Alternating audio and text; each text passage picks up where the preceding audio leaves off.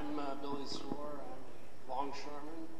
I make my living for 44 years in the waterfront. Typically, when organized labor crossed roads with environmental people, it seemed like it was always a long drawn-out battle, and the two sides never seen eye to eye. And going forward, it seems like there's been more an exchange of dialogue. Obviously, there was an exception earlier this evening, but I think you need to respect different ideas, different opinions, and you can go ahead and respectfully disagree. But there used to be two oil terminals in Grays Harbor, one right down to Terminal 1 where the current,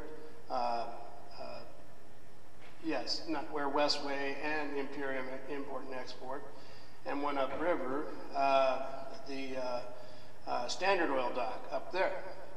And I don't know, I can't answer the question about if they ever had an oil spill, but we had lots of oil tanks, and we had them as recently as the 70s.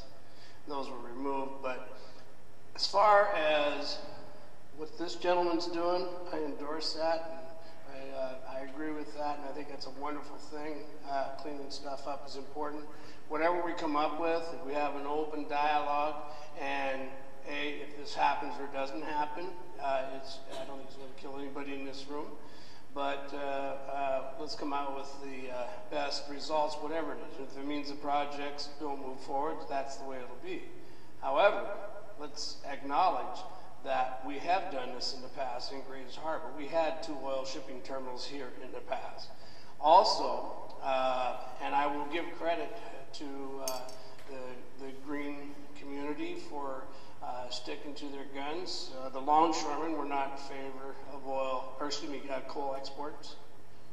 We viewed that as probably a dirty, environmentally threatening way to extract commerce. So, and the port commissioners, to their credit, and the port director took the feedback from the community and they just assessed it wasn't really worth going there.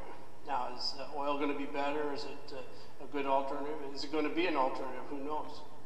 But I would rather we have forums where people can come, express their opinion, and we have no crossfire, and then everybody can leave with whatever opinion they want. But going forward, let's have more of this here civility and respect for everybody's opinion. Thank you. Thanks, Billy.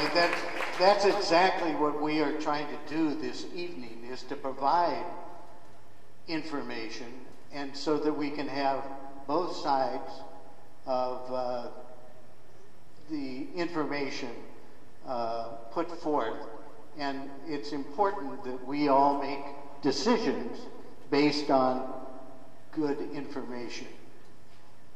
Let me get this.